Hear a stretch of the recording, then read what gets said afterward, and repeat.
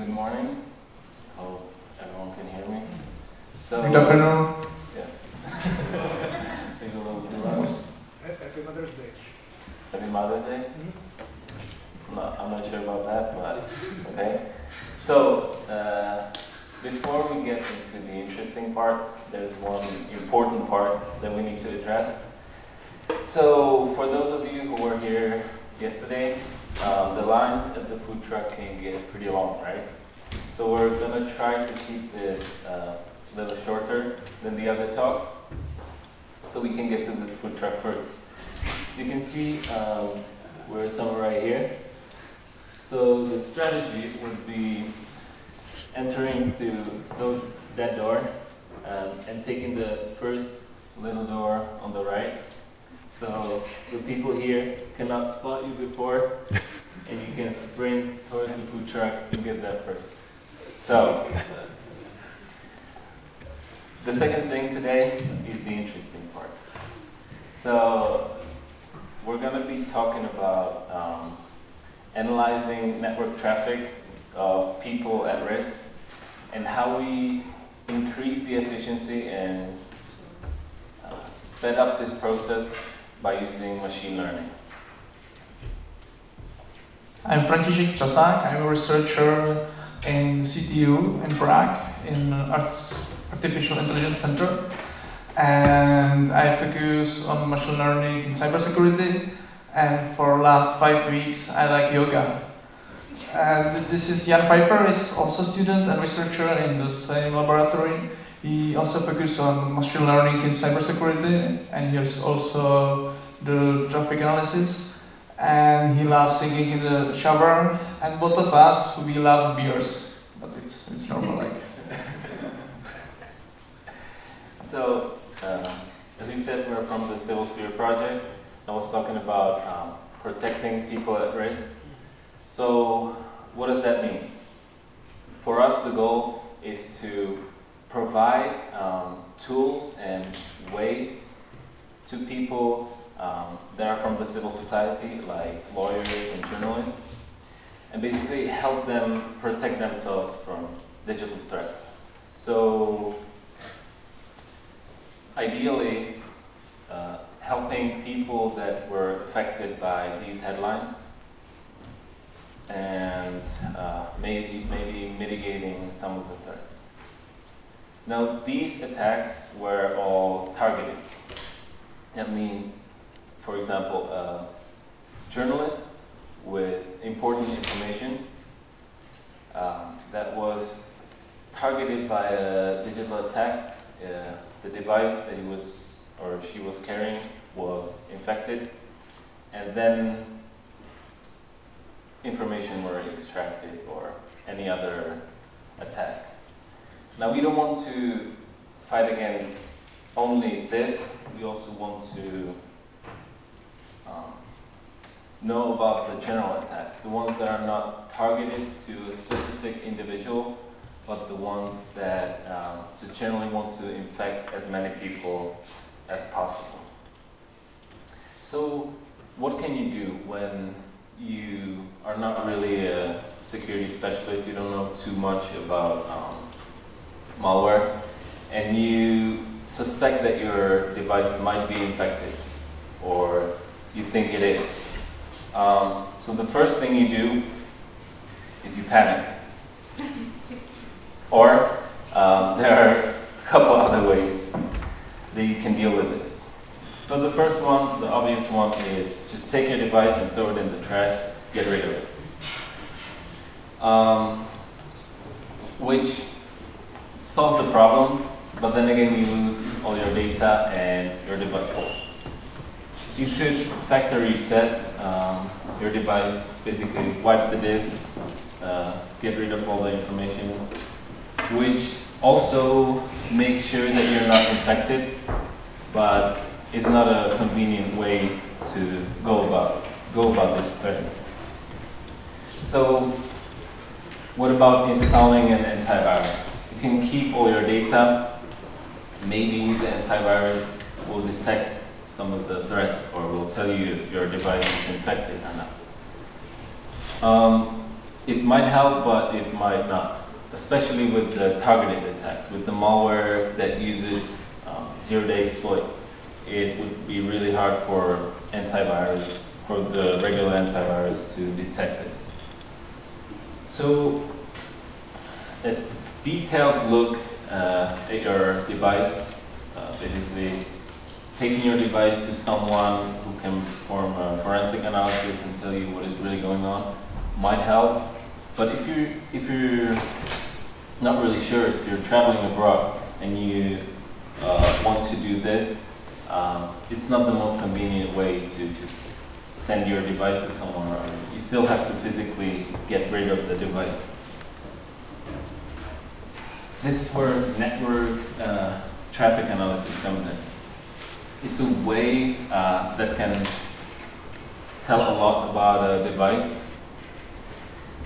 So just by looking at network traffic, you could a lot of the times you could see whether the device is infected with the malware or not. But how do you get the device, the traffic, the network traffic, to the correct people, to the person who can tell you what is going on? And that's where our project comes in. So it's called the Emergency VPN project. It's basically a service that helps analyze traffic, and by analyzing traffic, highlighting some of the vulnerabilities and finding malicious behavior in the traffic. Basically telling the person whether they should be concerned or not. But why network traffic in the first place? So network traffic is a great indicator of what is happening in a device. Of course, it doesn't tell you everything, right? There can be malware which just doesn't generate any network traffic, sits in the phone and encrypts the data, ransomware. But it's a great way to see, especially the targeted attacks. Threats where the attacker is extracting information from the phone and therefore generating some traffic. So it's a great indicator.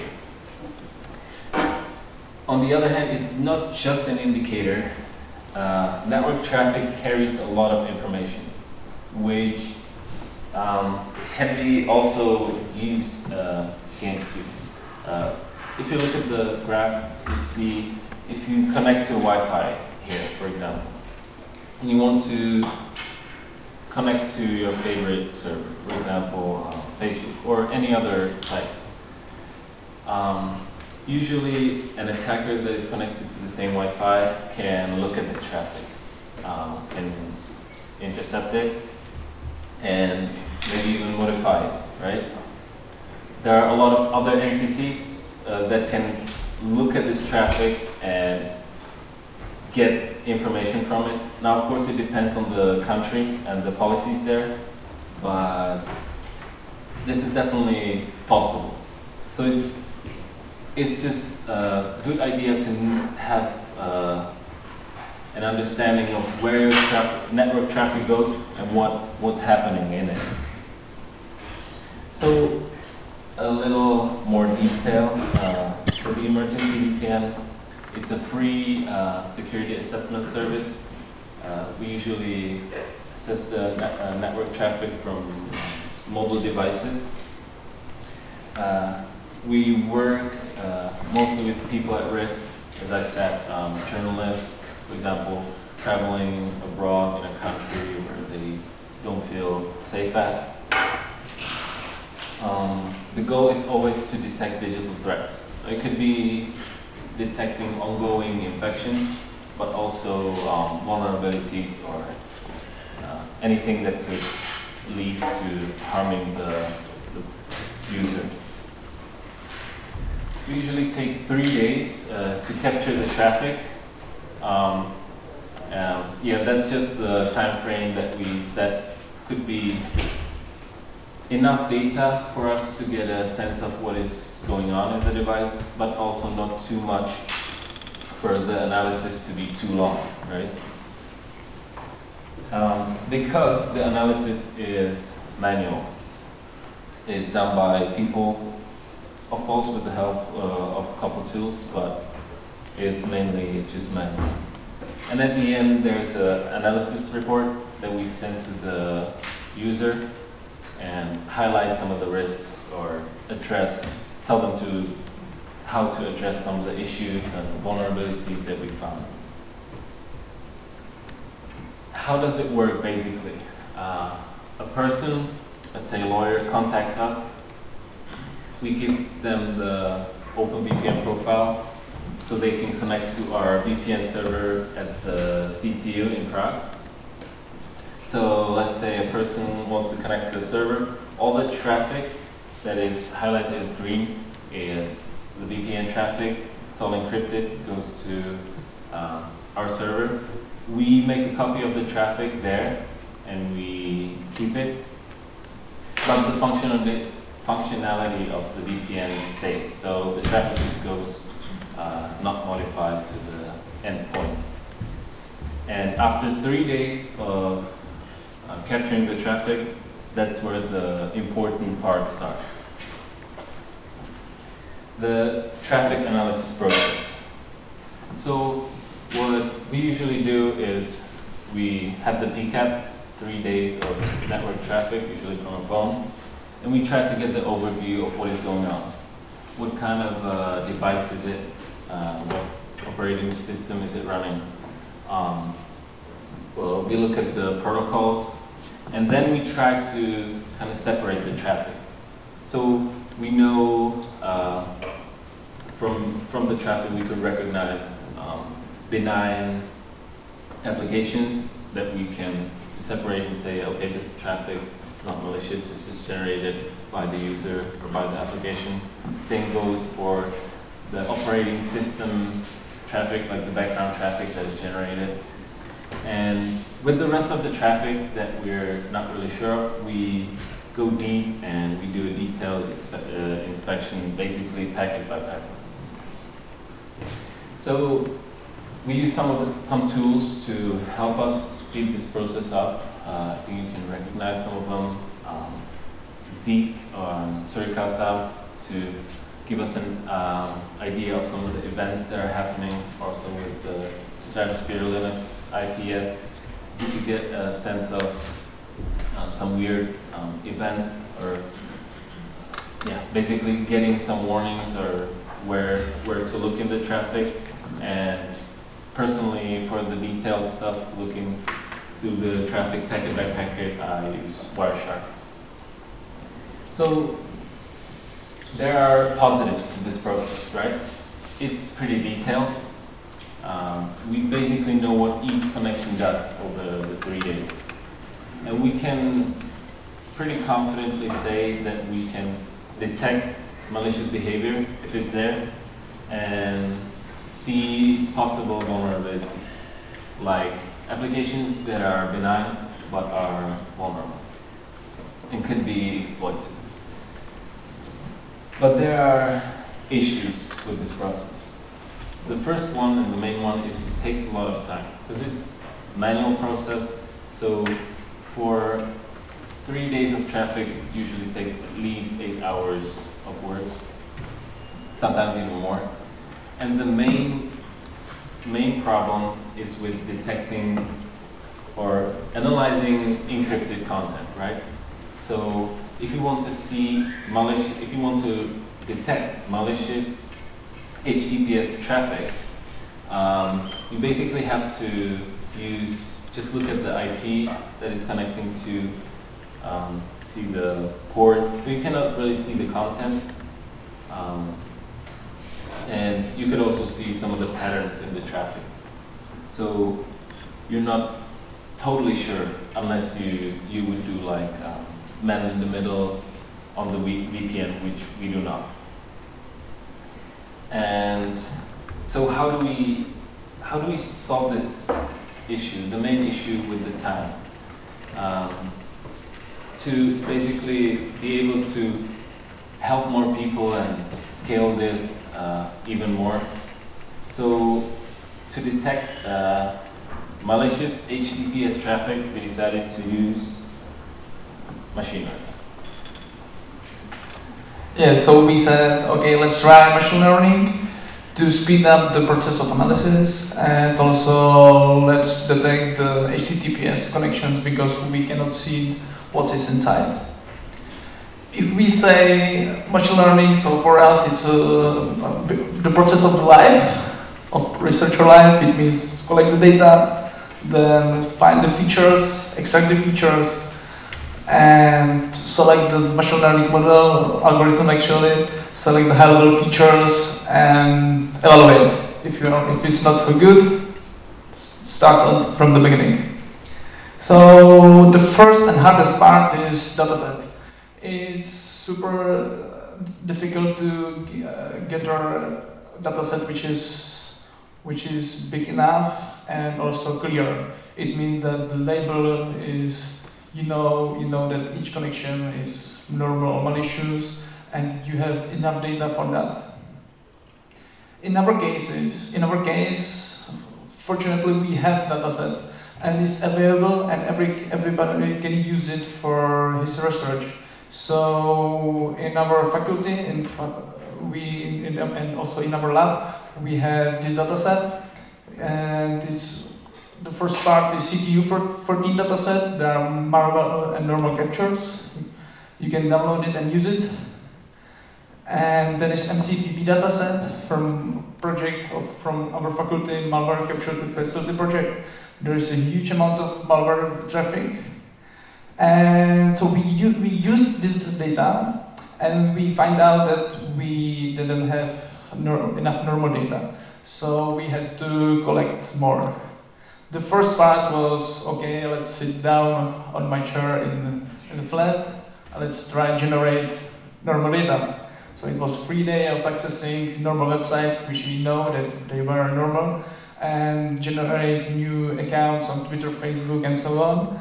So it was the first part, but after 3 days, it was difficult, 3 days, and we said, okay, it's still not enough. So we asked people in our department to give us the IP. Somebody gave us the IP, somebody not. And also we have to check if the IP is printer or a lot of human.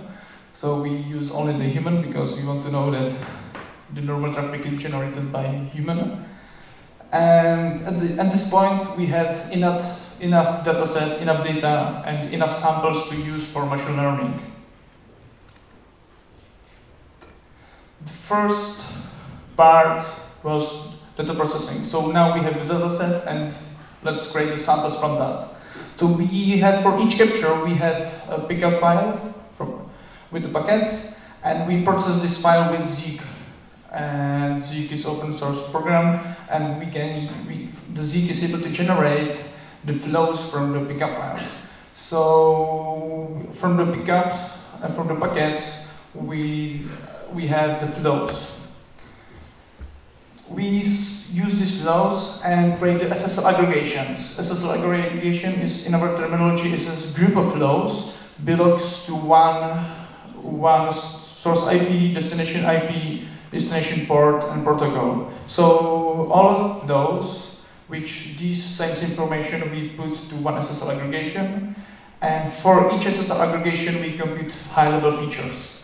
It would be size of bytes, periodicity, and so on. I will describe it later. So in this moment we generate from the dataset, where at the beginning there was only packets. We have SSL aggregation with multiple flows, and for each SSL aggregation we compute 40 different features.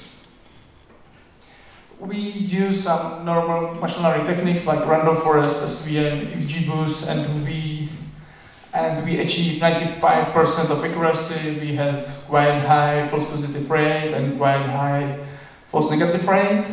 And actually, for our speeding up of the analysis, it was useful. However, this year in the summer, we realized that there is a new protocol for HTTPS, TLS 1.3, and a lot of stuff was different from our point of view. The TLS 1.2 is very good from user point of view because it's faster. It's super faster. If you compare with TLS 1.2, if you can see this image for the handshake, if you compare the handshake with TLS 1.2, so for each handshake of the TLS, there is 100 milliseconds difference. So it's good. And also TLS 1.3 is safe. Actually, it's safer because we don't know, but there is no dangerous ciphers used in the TLS 1.3. So from user point of view, the TLS 1.3 is very good. However, there is dark side of TLS 1.3 from for security organization and companies who want to protect people. And the problem is that TLS 1.3 encrypts the handshake of the TLS.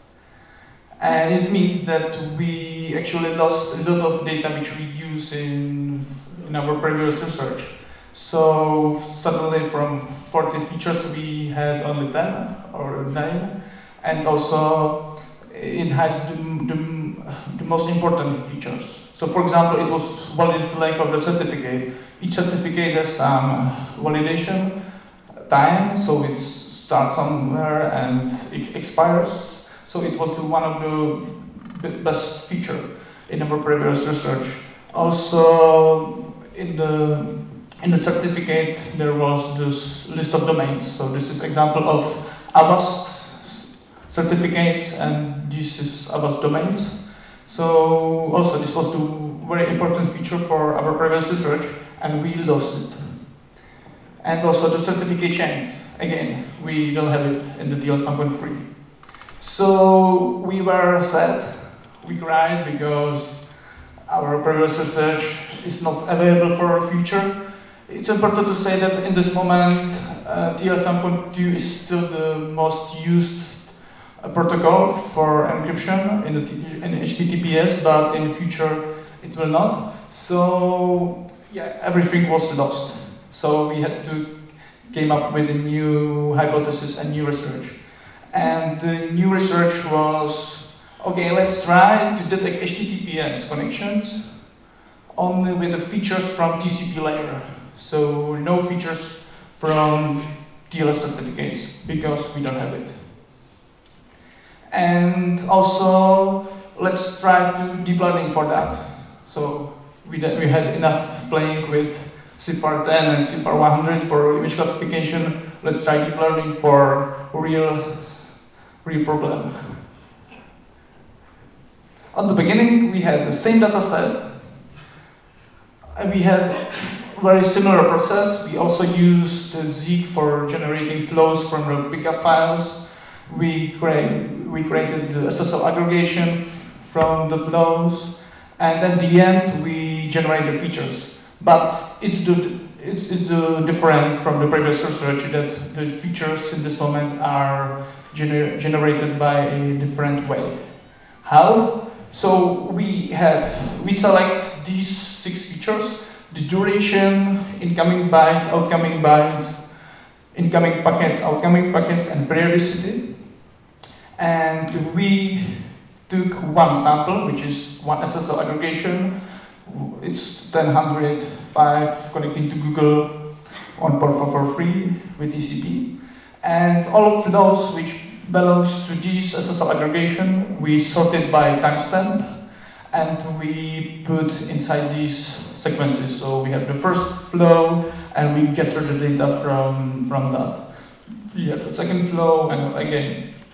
And we did it until all flows was proceed. So at the end, we had these 6 sequences of numbers, and we used them for our as input to the neural network. And also we put it with 0 if it's not enough, because we use convolutional neural network, and we need the input has to be same, the size of it has to be same. And sequences as input to this neural network. It's very similar to RGB, actually for image classification, where each image has 3 channels, to R, N, G, and B. So here, instead of that, we use 6 channels in 1 dimension, so it's 6 sequences of numbers, and we put inside the network. The idea behind the network was from the ResNet architecture. It's not the same, but the idea on the beginning was used from that. And at the end, for each sample, we classify as a malware and normal connection. From our dataset, we collected 80,000 of malware samples and 80,000 of normal samples, and we split them by normal machine learning way for the training parts, validation, and testing part. The training, of course, was used for training the parameters. The validation was used to watch out if we don't overfit during the training. And the testing, the final part was test our model for the testing data which was not used in this moment. And we got an accuracy 94 to 1.5 and with quite high false positive rate, and also with high false negative rate. In our terminology, false positive sample is the sample which we say, yeah, it's malicious, but it's not true, it was normal. And same with the false negative. We say, yes, it's normal, but it's not true. So these numbers are, if we realize that we just take the features from the TCP layer and we wanted to classify HTTPS connections. So it is not bad. It can be usable for our research. Actually, it's pretty clear that it's not the detection system for using in our daily life for classifying all connections from our devices. So maybe it can be usable in our research to filter out the traffic and only focus on data which we want. So yes, so the numbers are doesn't look so bad. And let's see how our trained model for TLS 1.3 protocol, how the performing of this model will be on our data and for our research for helping NGOs. Right.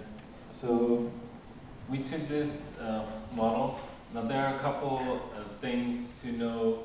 To just say again, this model was trained on computer, like desktop, Windows data, so the malware and the data set was not the same as we were evaluating. We were evaluating mobile network traffic mostly.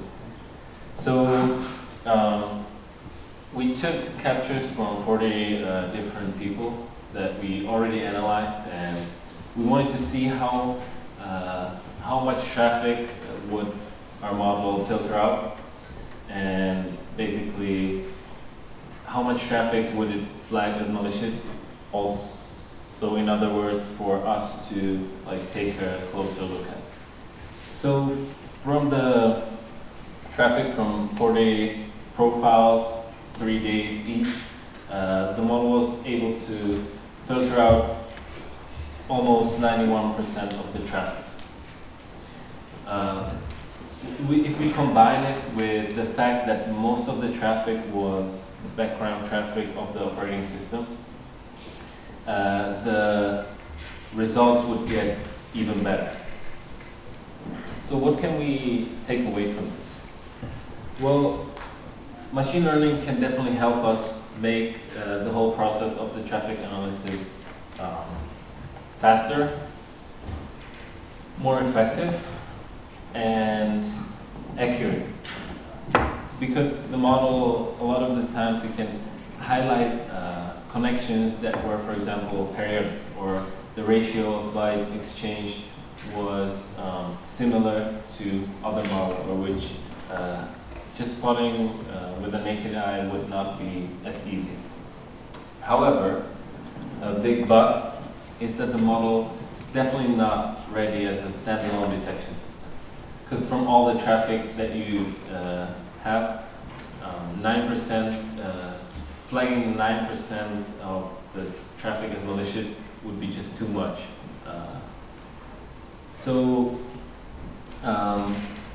Combination with the manual traffic analysis is really a great fit and can help us eventually help more people. So what does the future hold? In the future, we'd like to create even better models, so we don't have to deal with 9% of the traffic, but less. We want to train specific models for different types of communication. So for example, we won't have a model just for HTTPS or TLS. We'd have one for DNS or HTTP, but also for a model for Android phone, right? Or an iPhone with iOS. And a lot other models that we could use the same structure, just use different data sets for learning. So, thank you very much for your time. Thank you. If you have a question, we'll be glad to answer if we know the answer. Yes? Okay, that's my first was if I will get the profile of your VPN, because I'm more likely to target your service than the neural network. So if I get your VPN profile, can I get even my data from that VPN? So that pickup for 3 days, like, can I get it from you in the case that I want to give it, for example, to somebody else for analysis or to do it myself? So that's first question. Right, so we've never really had anyone requesting the whole PCAP, because the report that we give is usually pretty detailed with like, I don't know, screenshots of like the packets, individual packets and stuff. But I think it definitely would be possible, but the PCAP is usually pretty large, so, but yeah, definitely should be no problem. Thanks. If I can, it is another answer. Like, human life in this case is probably very expensive. Like, if somebody is targeted by some government or, like, let's say the cartel, so these people are really in danger because there is a lot of money, like say in the China, for example, and so how much do you trust the neural network and yourself, like in the way that you provide the service? You have the boss to say that you are really okay, you're secure, and if you ever try to evaluate how easy it could be to get rid of you, like you are using some models from some data, which I can some way use your data, do like a counterpart. Not let's say I will train my neural network similar as you do, and I will try to get rid of you, like some kind of like workaround. What do you see in the analysis? Okay, so basically ways how to avoid the detection was the question, right? Yeah. So first thing,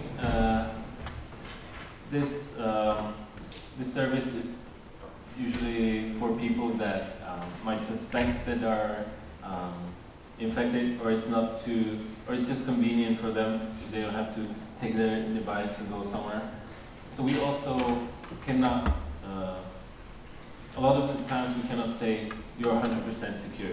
So with some of the connections we say, okay, this is a suspicious connection, maybe you should take your phone and do a forensic analysis on it. So we don't say just like malicious or all benign. We say what we think about it, and even if the malware, for example, is there, it doesn't have to generate the traffic in the 3 days, right? So you never know. But that's just the kind of like the way for the conveniency. There's just some downsides to it. And if someone wanted to avoid our neural network, it would definitely, I mean, it's not bulletproof for sure, but the fact that we combine it with the manual analysis, we don't filter out all the traffic, just like don't look at it at all. It's to speed up the process, basically to show the traffic that is important first, and then we still go through all the traffic. So if there's an IP that's not usual, or I don't know, yeah, something unusual, we'd still try to detect that. Yeah, but this was a very good question because we actually don't know. The neural network is a black box for us, and we don't know. And for future, we should be sure that if the model say, okay, this is the normal connection, so we should try to train the model in such a way that it should be very, very probable that it's true. Yeah, and maybe try to drag the false negative rate down with our model in the future, so that there are more occurrences of classifying something as malicious, even though it's not, rather than classifying something as benign when it's actually malicious.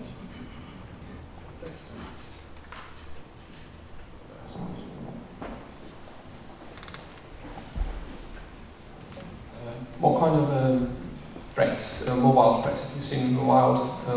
What kinds of malware are available and being used for phones right now? So what we encountered, or in general? Okay, so I can answer both. So we haven't encountered yet any like targeted attacks, so like Pegasus or some advanced persistent threat on the phone. The most common thing that we see is vulnerabilities, so like application that is vulnerable. Let's say a journalist traveling in Egypt and with the weather application, right?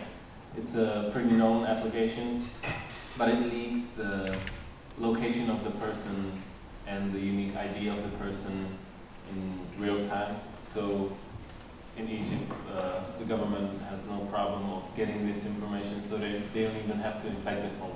They know where the person is at the moment. So that's what we encounter the most.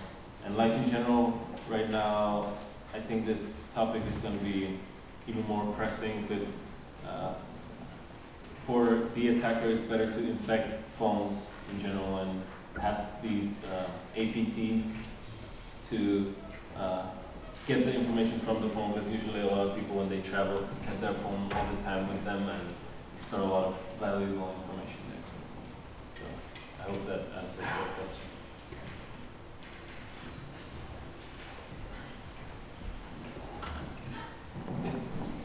Maybe you can just say it and I can repeat it. So this service is aimed at some high-profile people, yeah, that are probably targeted by someone. Have you thought about how the traffic redirection through Czech Republic changes or allows whoever is monitoring those people to see that something is going on? Yeah, for sure. It's definitely an issue. Oh, sorry, yeah. So the question was if we thought about how does the fact that the traffic is routed through Czech Republic, how does it affect the person in some country who might be targeted? So there's definitely a good question and an issue we are trying to address, but for now we chose to have the service here in Czech Republic only because we have the physical, we physically know where the servers are, and we know that no one can look at the traffic or mess with it. So for now, we do it like this, but definitely in the future we would think about addressing this issue in a way that you could maybe route the traffic through somewhere else or make proxies or something. Yeah. And the thing that the endpoint of communication from whoever, the point of view of whoever is monitoring the person, that it changes. That's also detectable, even if the proxy is in the same country. Yeah, I mean, the person who monitors the traffic can see that all of the traffic is going to the Czech Technical University, but all the content is encrypted. So yeah, the attacker might know that the person is maybe even using our service. But yeah, that's I guess a part of the risk, and like for now, a part of the fact that when the person wants to take this like in a way convenient and fast way, there are downsides to it as well. Thank you. Yes. Have you considered just analyzing pickups that anyone can take anywhere, not just by your VPN? Because when someone uses your service, and your service is significant, that person is targeted by someone who knows what he is doing. He would pause any traffic to normally does until he turns off your VPN and then continues. So it's kind of you are relying, they don't care about you. So you do it all work only if you are insignificant enough to be threat to the attackers. Yeah. So I guess when the service would be like notorious and the attackers would know, then that would definitely be a problem that we'd have to address. I guess it goes back to the other question that should think of in the future when the service gets bigger, of ways to hide the fact that the people are connecting to us. Maybe I don't know, could be a Tor service or other proxies, but there's always some downsides to it when you route the traffic through other servers. Yeah, but I thought if you are all detections doing from Picker, I think most IT professionals would be able to record the Picker, but not analyze it. And maybe as a service it would be very valuable if you could just provide just analyzing pickup, he took anywhere on their VPN. So just if we could do a service of just analyzing the PK, Yes. right? Yeah, I guess that's possible. I mean, it's not a service that we offer right now, but I mean, if someone contacts us and wants to analyze their traffic that they reported, it should definitely be possible. And yeah, that's a good point. That might be safer. Yeah. The thing is that if we in the future if we use some automatic detection models, we could also be able to maybe spot the infection real time throughout the 3 days. So that there's an advantage of routing it through us. But yeah, you're definitely right that that's also an option. Thank you.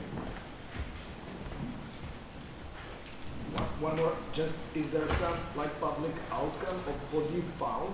So you said, for example, the weather application is leaking whatever. So is there something like the page of like vulnerabilities and malwares you found like that are typical? Or do you report it somewhere, for example? So the question was if we report if there's some public way to see the threats and the malware that we deal with. Not really. For now, we don't deal with that many people, and we keep all the data private. But if we found, for example, like a vulnerable application, a lot of the times we test it ourselves, and then we report it to the company, and sometimes we write a blog about it on our webpage. So yeah, or if we encounter, I don't know, malware or anything, we usually just do a separate analysis of that and analyze that further and like release it as a separate thing, and not connecting to the people that are working on this. So, thank you. Does anybody has more question? Okay, thank you.